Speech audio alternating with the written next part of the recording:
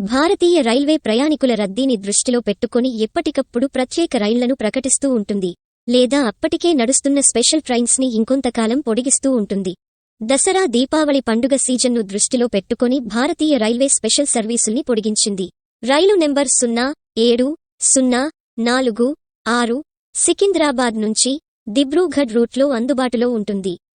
ఈ రైలును 2023 అక్టోబర్ 2 నుంచి నవంబర్ 27 వరకు పొడిగించింది భారతీయ రైల్వే.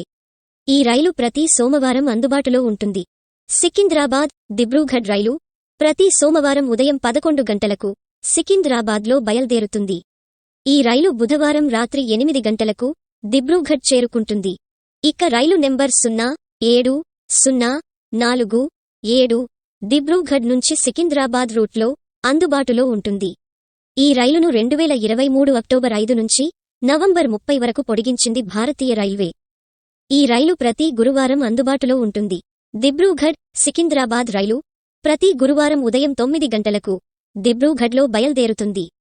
ఈ రైలు శనివారం రాత్రి 4 గంటలకు సికింద్రాబాద్ చేరుకుంటుంది.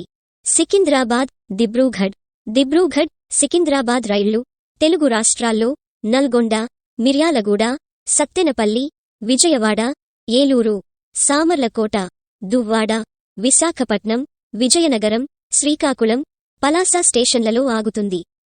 ఈ ప్రత్యేక రైళ్లకు ఆన్లైన్ బుకింగ్ కొనసాగుతోంది.